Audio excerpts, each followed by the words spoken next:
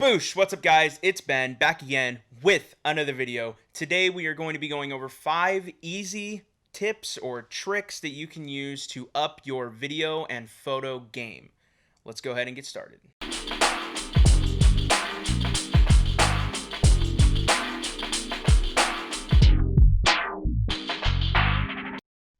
Alrighty guys, so tip number 1 that we're going to go through is called reflections. Now you can take any reflective surface, and I'm going to be using my smartwatch, and all you do is you hold it up against the lens and it kind of just creates a reflective surface, and you can end up getting a really cool photo like what I got right here at a wedding that I went to this weekend. I was the photographer at this wedding, and I was like, I'm trying to get some really cool photos, just trying to figure out what I could do. I got the idea when I was holding my camera up and I held my phone underneath the camera, and it brings about kind of a different perspective, and it looks really cool. Just remember with this one though, make sure that the lens that you're using is kind of clean, because it may end up focusing on the specks of dust that's on the lens or on the surface of your phone. If there's like specks of dust and stuff like that, it'll focus on that instead of the background that you're trying to shoot. And the second tip or trick that we're going to be going through right now is called stabilization. Now with this, you can use any like DSLR or anything like that. So your DSLR comes with a camera strap, and this is just a trick that I learned off of a couple of other people that I hang out with in college and stuff like that. You basically take the strap and you wrap it around the camera lens, and you can basically just like hang it, and it'll help you out with getting really cool cinematic B-roll shots, or kind of give you like that drone feel when you're on a budget.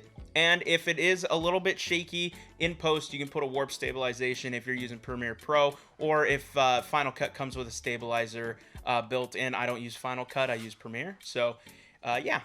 So the third tip or trick that we're going to talk about right now is called the Lazy Susan. I have this Lazy Susan right here. My grandfather actually made this for my mom. So it kind of just spins, and you can put your product on top of this Lazy Susan. Now with me, I took, because it has these railings on it, I took a cutting board and put it on top and just kind of spun it around to give it kind of like a really cool effect. And what you can do, you can slow it down in post and make it look really cool, really cinematic. You can add those really cool crop bars and slow it down, put it to music, and it'll just look really cool and cinematic if you're doing like product shots or anything like that. And make sure that you have the product pulled away from the wall so that it's kind of blurred out in the background. You get that really cool bokeh effect. So the fourth thing that we're going to talk about is shooting through something. Now it's a really cool effect that you can use in either like wedding photography, portrait photography, landscape. It kind of works all the way around. I used it in the wedding that I shot this weekend for a lot of like the cinematic shots, the really cool photos that we took where I was shooting through stuff to basically frame out the subject that I'm looking at. Just make sure when you're doing this that you're working with your histogram so that you're making sure all your levels are good enough, and also you can edit it in post, but I try to get the shot right then and there so I don't have to work as hard in post.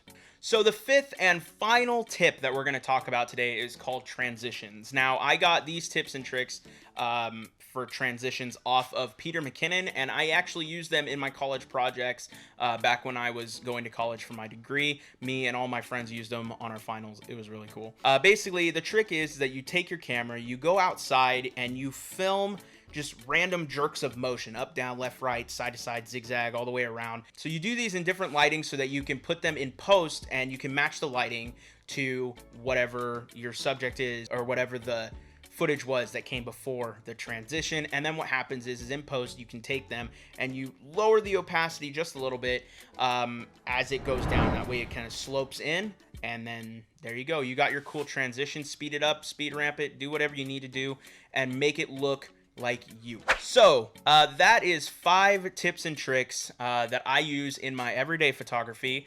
Special thanks to Frank and Savannah for letting me use footage and pictures from their wedding. You guys had an amazing wedding. It was beautiful, and I can't wait to finish these photos and send them to you. It's gonna be amazing. Alright guys, that's it for me. If you guys haven't already, go ahead and hit that subscribe button. comment some questions if you have any questions about what I do or any of the photographs that I've taken or anything like that. Follow my Instagram so you guys can see more pictures that I've taken in the past and more pictures that I'll take in the future. Thank you guys for watching, and I will see you guys in the next one. Stay classy.